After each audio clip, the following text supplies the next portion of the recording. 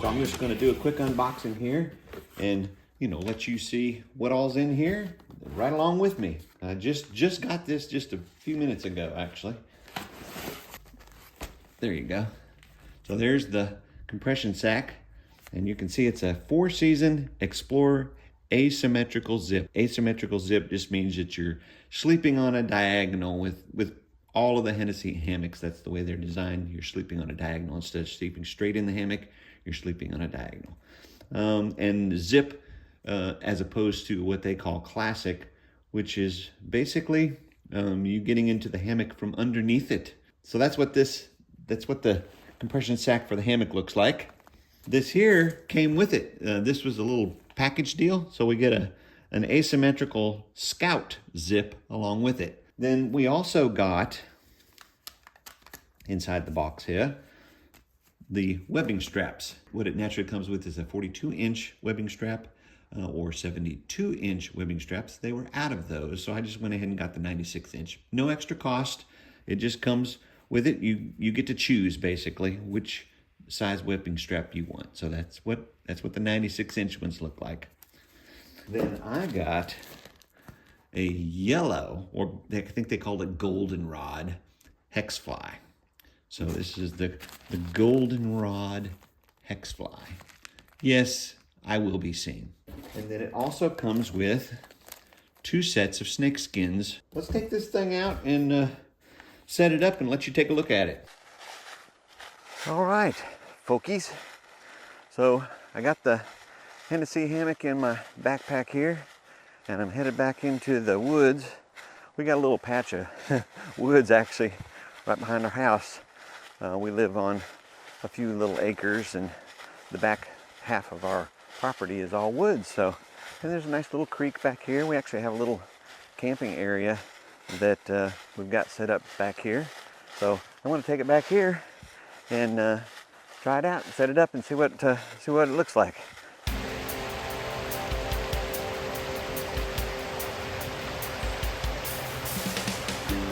Alrighty folks, so I've picked out a spot here next to the creek down here on the back of our property to set up the Hennessy hammock, and it's about a little over 20 feet. They say to go anywhere between 13 and 26 feet.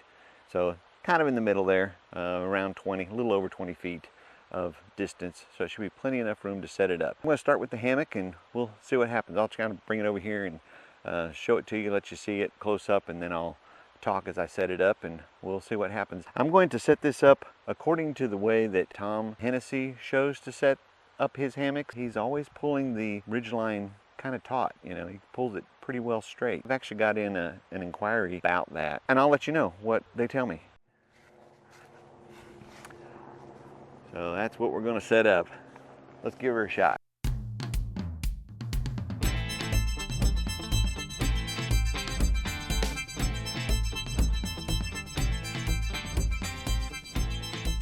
Interesting. So I think they actually sent me an extra Rainfly. I've got a gray Rainfly, and then I also have a golden one. I didn't pay any extra for it, so I don't know if this is a mistake or if this is how they normally come, but this one here appears to be a silver X-Fly. So interesting, something to note. All right, so let's see here. All right, so that is an extra Rainfly. Emergency blanket, and then it looks like it also comes with some just standard 42-inch straps as well. So they actually sent me what appears to be a couple of extra things, to be honest, because I've got some standard straps. These would be the 42-inch straps here. So yeah, these are the standard 42-inch straps here. I don't know if that was a mistake or if that's the way it comes, but that's what we got. So what I went and did is I did a custom build, and I didn't pay any extra, and I got the normal fly that comes with it, plus the normal straps that come with it, in addition to the ones that I customized, which don't cost any more. Interesting. So that might be, you know, an education for somebody. I don't know. It is for me. I didn't expect that. So, all right, so here we go. Let's pull. So here we go. She's finally empty. Okay. So this should be the hammock. Let's see. It feels like it is because got a little bit of fluff to it. Yes, there we go. All right. Okay, so let's see. So the first thing I'm going to do is I'm going to decide which side I want the zipper to be on. The zipper's on this side here, so I'm going to set it so that the zipper opens up that way. And so I'm going to lay this out like that for the moment. And I'll try out my new fancy 96-inch straps. These are the 96-inch straps, so quite a bit bigger. And they do appear to be actually a little wider as well. These are definitely wider, I would say, than these straps here by about a half an inch wider than the standard straps. So that's interesting. Okay, we're just learning all kinds of interesting things here. All right, so let's put this around here. So they say to put these, round about eye height. I'm gonna go just a little bit higher because I'm kind of out a ways. I'm just kind of guesstimating. I don't really know what I'm doing. I'm not like an avid hammock camper. I'm actually doing this because my wife loves hammock camping, and my experiences prior to this haven't been what I would call gloriously wonderful experiences. I would say they've been less than stellar, would be how I would say. So I'm kind of on the fence, I guess would be the right way to say it, about hammock camping, but I hear so many people talking very positively about it that I thought I need to probably give it more of a fair shake. I shouldn't say that it's completely been negative, but it has been less than stellar, we'll put it that way. Okay, so here is the modification that I have done to this. My wife doesn't really agree with it, but I think it'll make it a little bit easier. We'll find out. So what I'm using is, these are called Nite Ize Ram Cams, I believe is the name of them. I'll put a link to them. Yeah, Ram Cam. And basically what it is, you run the rope through here, and then this little cam piece here lifts up, and you run the rope through there, and then once that bites back down on the rope, it is supposed to hold it. We'll find out. It seems like it will hold this size rope based upon my understanding. I think it's between 3 and 9 millimeter rope, what this will handle. This particular size. This is I think it's the largest one. It says it's got up to a 500-pound capacity load on this particular one. So this is what I'm doing that's slightly different than what they say, because they do a figure 8 lashing thing. So here we go.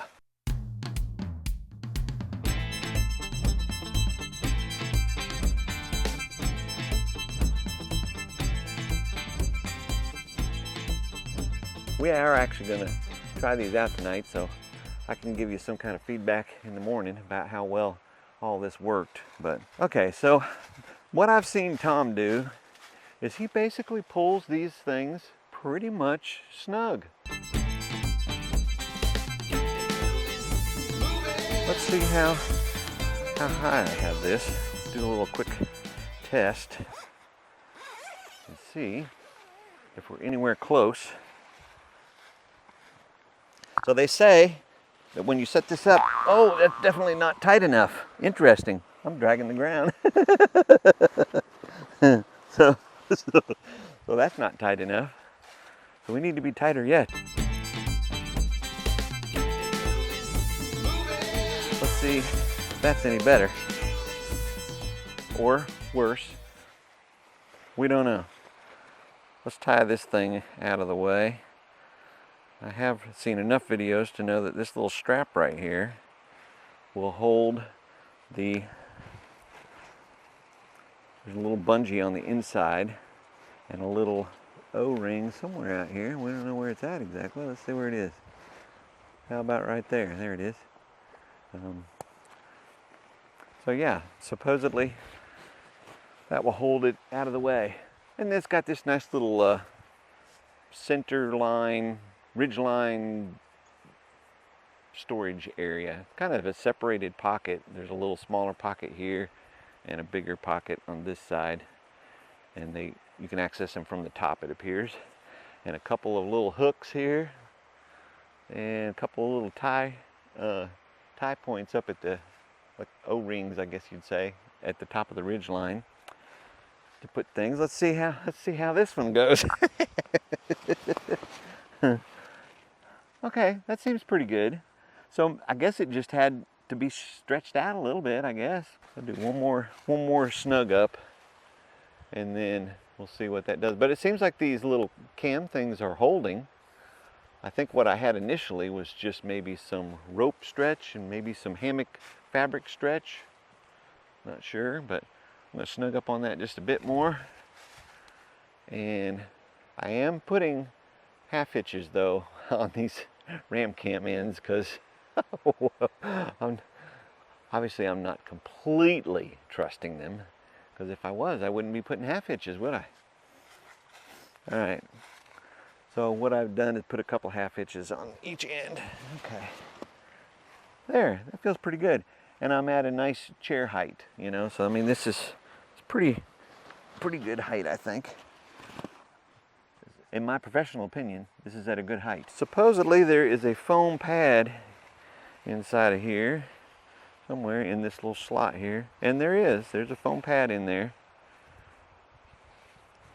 So I do know from the fact that my wife has one of these that it's kind of a funky shaped pad. It's wider at the head end and narrower at the foot end.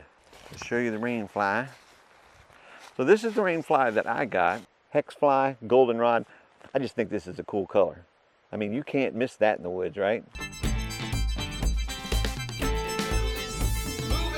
I'm going to try initially to just hook it onto the ridge line with the things that he calls, I think he calls them doohickeys. I think they're actually what's called a prusik knot, but he likes to call them doohickeys, and I think doohickeys is just as, I think it'd be more interesting to call them Tom's doohickeys than to call them a prusik knot. Prusik knot just sounds so, I don't know, wimpy or something. What you're supposed to do, my understanding, is take these little triangular pieces right here, and that's what you hook to the prusik knot. And these things, basically the way they work, supposedly, is if you push them along the ridge line, they will move easily. Tension on them, which you would do when you put some pressure on it with the fly pulling this direction, it'll grab a hold of that rope and won't move. We'll find out, won't we? We don't know. So I'll take this side, and when you hook this thing up, you are supposed to, this portion with the seam in it is where the ridge line is. So you use that as your point of attachment.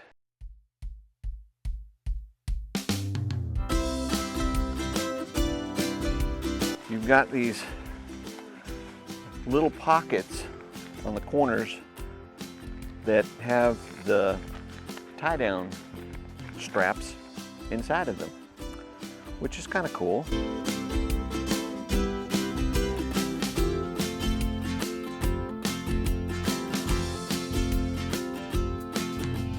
My wife made these. I cannot take credit for these.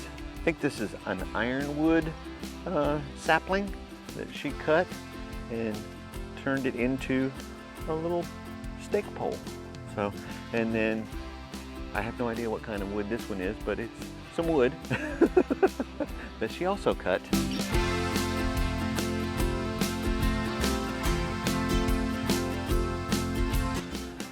All right, and then the next thing they say to do is to tie off these, I guess you'd call them hammock wideners. It's like a flexible bungee kind of cord thing that holds the hammock out a ways So I guess we'll hook those on there. All right, so now let's see what it's like. Take my hammock sack out of here. I mean my fly sack. All right, let's see what we got going on here. Well, it appears that that really drops the fly down. So I'm thinking that I would prefer, I believe, to have the fly not be affected by me sitting in the hammock. So I'm probably going to change that and put it on its own fly. That's what I'm thinking.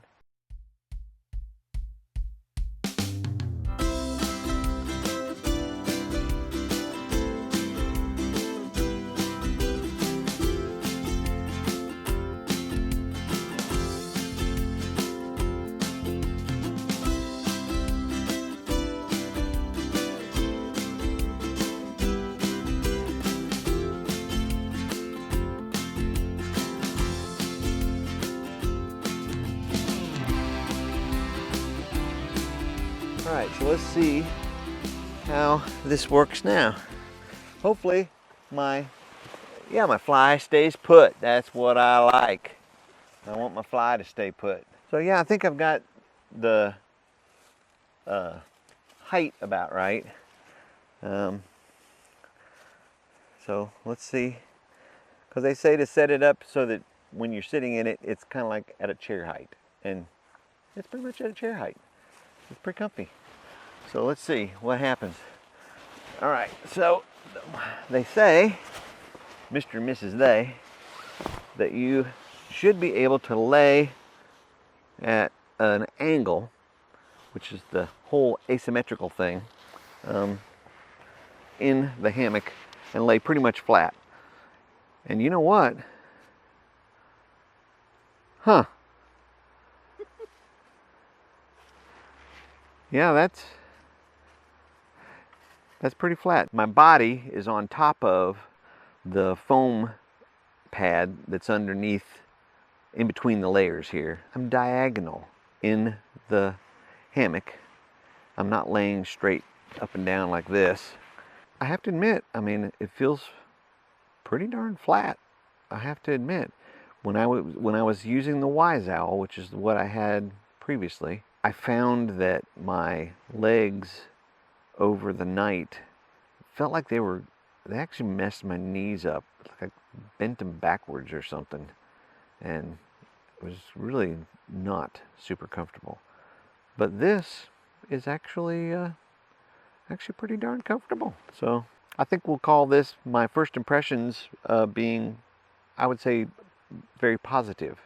It seems like it's made of, you know, nice heavy duty and yet lightweight material. I don't really feel like there's a bunch of cold air rushing up underneath me, but it's still sunny out. It's like 60 degrees, you know, so it's not like terribly cold out, even though it is November.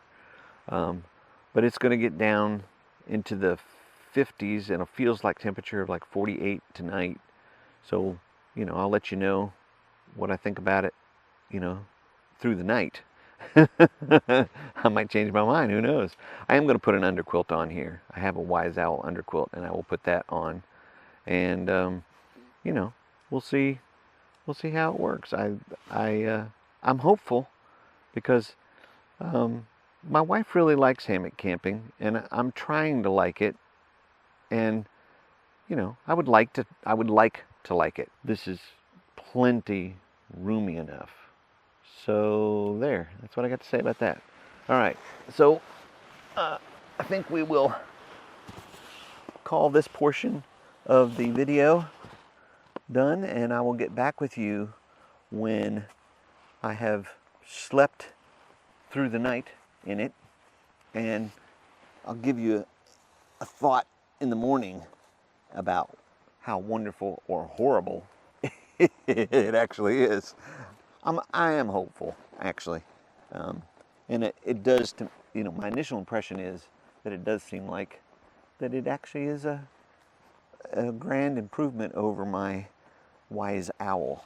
Not that the Wise Owl's a bad hammock. I don't think it's a bad hammock, but I just can't get comfortable in the darn thing. So, and well, if you've ever done any camping, you know that you need to get some decent sleep. Otherwise, you have a miserable time. And well, I don't like having a miserable time. I want to have fun. That's why I'm doing this. So anyway, hopefully I'll come back with some great news.